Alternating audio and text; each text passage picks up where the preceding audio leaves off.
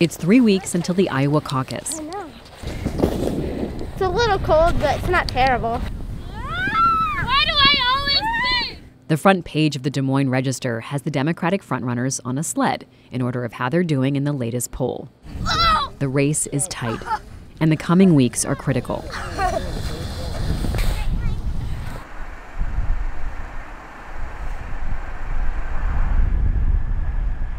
We have a government that works great for giant drug companies, just not for people trying to get a prescription filled.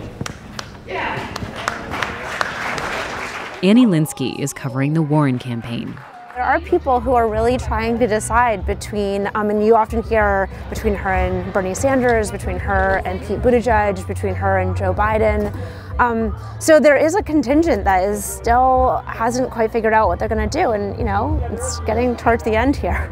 You want to keep who you have because people, even the committed people, are changing their minds. So you want to keep who you have and then grow a little bit, and that's kind of the game for all four of the top candidates.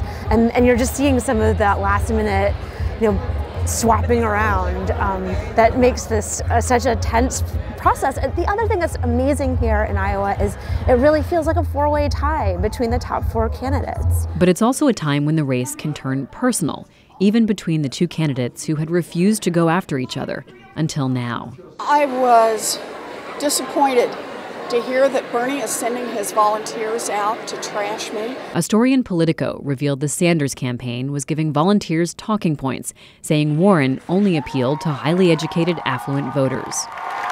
Bernie knows me and has known me for a long time.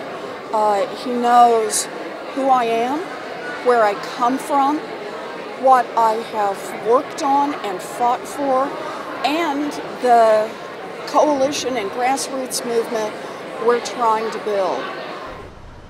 Bernie Sanders was hoping to focus on climate change this week.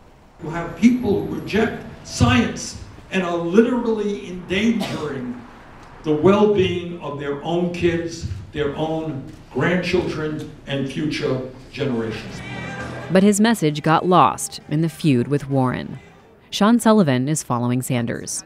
This campaign's also drawing more of a contrast with Warren. What do you guys think about this? Is it okay for him to be talking about other candidates? I look at it as a very good strategy.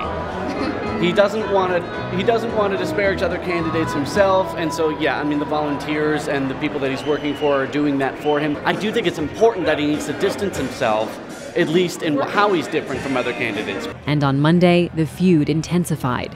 We're learning new details about what was allegedly said during a 2018 dinner between Senators Bernie Sanders and Elizabeth Warren. Sanders told Warren a woman could not win the presidency. That's according to 4 sources, 2 of whom spoke with Warren after the dinner.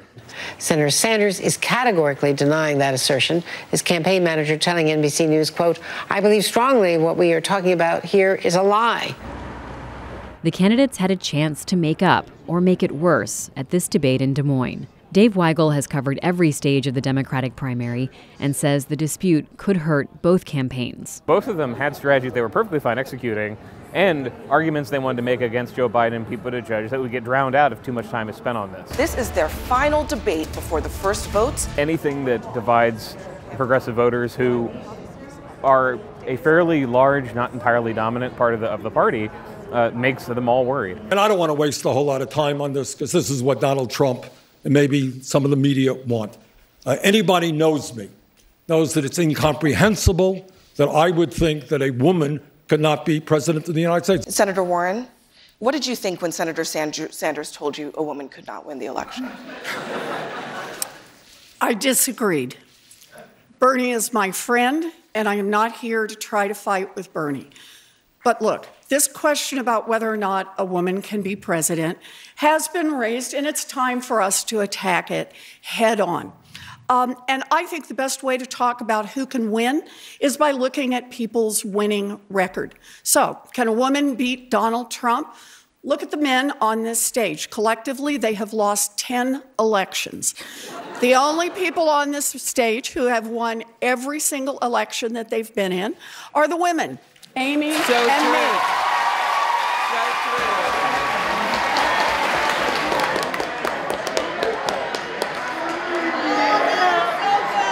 It's a primary. There has to be discourse like that. You know, that's why we're doing it. You know, I think they can try to portray it as like infighting, but it's not. You know, I think it's healthy to have those conversations. I think it's healthy to talk about why do we look at electability like likability and whether that regards to gender. I think it's so unfair to equate the two. After the debate, CNN microphones picked up audio of a tense exchange. I think you called me a liar on national TV. What? I think you called me a liar on national TV. Let's not do it right now. You want to have that discussion, we'll have that discussion. You called me, you told me. All right, let's not do it now. I don't want to get in the middle, but I just want to say hi, Bernie. Yeah, good. Okay. We all in the press, probably some voters, were seeing how the Warren-Sanders dispute would be resolved. I think it was, in one way, resolved in a way that both camps can muddle it through. Warren camp being happier than the Sanders camp, but it remains a literal he said, she said. A week of chill between Sanders and Warren creates an opening for a candidate like Pete Buttigieg. I'm asking you to caucus for me because I believe the presidency has a purpose, and that the purpose of the presidency is not for the glorification of the president, it's for the unification and the empowerment of the American people. That's why I'm asking for your support. Do you get a sense of who would be better equipped to win? Chelsea Janes is covering the Buttigieg campaign. I think right now staying out of the fray really helps him because it's in keeping with the message he's trying to send, which is, hey, I'm the guy that's going to calm this down. I'm the guy that can convince independents and Republicans to come to us. I mean, I just like somebody, you know, gets along a little bit better, you know, or tries to, you know, with everybody. Because, I mean, just Congress, so much fighting all the time. I think he seems very methodical and common sense. As the days tick toward February 3rd, it's all about candidates making last impressions across the Iowa landscape, where time is short and voters are undecided.